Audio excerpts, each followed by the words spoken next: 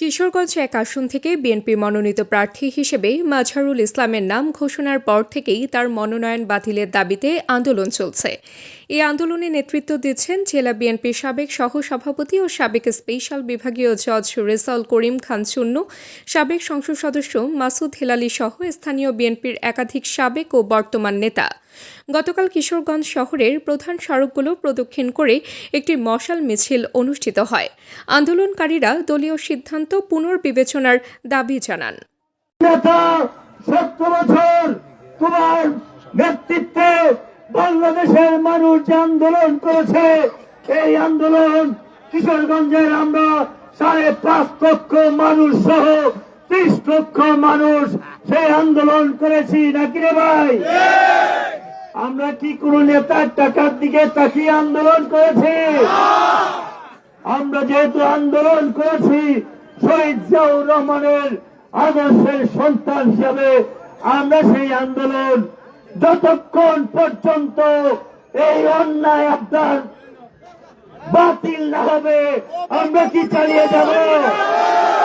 আজকে অবরোধ এবং হরতাল হচ্ছে, সেখানে ওইখানেও নাকি নমিনেশন পরিবর্তন হয়েছে, সেই জন্যে আমরা সেই বিষয়ে তেমন কিছু বলতে চাচ্ছি না। যেহেতু আমরা কিশোরগঞ্জ হোসেনপুর নিয়ে আছি, আমরা শুধু একটা কথা বলবো যে কিশোরগঞ্জের মানুষের প্রতি যদি অন্যায় করা হয়, আমরা সেই অন্যায়ের বিরুদ্ধে প্রতিবাদ করা কি অন্যায়?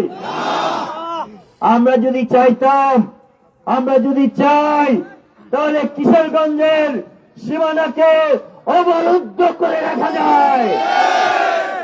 আমরা কি সেই নির্দেশ দিয়েছি?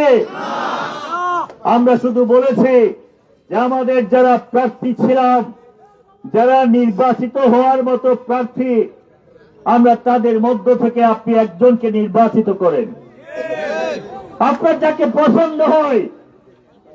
যেহেতু আমরা জনগণের পাশে ছিলাম, জনগণের সাথে রাজনীতি করেছি, আমরা তো অন্যায় কিছু বলি নাই। এখন যিনি প্রার্থী হয়েছেন উনি তো এই মাঠে, আমি এবং আমাদের সভাপতি প্রার্থী ছিল রুহুল হোসেন সাহেব। আমরা যখন সম্মেলন করলাম, সম্মেলনে যখন ব্যালট বাক্স এইখান থেকে লুকিয়ে ফেলানো হলো, হাতে নাতে যখন ধরা পড়লো, স্টেডিয়ামে যখন চুর চুর আওয়াজ উঠেছিল না ভাই, চুর যখন ধরা পড়েছিল, তখন এই নির্বাচন বাতিল করেছে, সম্মেলন বাতিল করেছিল, বাতিল করে আবার 23 তারিখ সম্মেলনের ডেট দিয়েছিল। তখন আমাকে এবং আমাদের সভাপতি রুহুল হোসেনের হাত ধরে বর্তমান প্রার্থী ওয়াদা করেছিলেন যে আমি কোনদিন এমপি প্রার্থীর দ্বারে কাছেও যাব না, এমপি প্রার্থী তোমরাই হবে। তাবাসসুম হকানিকা, দৈনিক আজকের বাংলা। দৈনিক আজকের বাংলা .net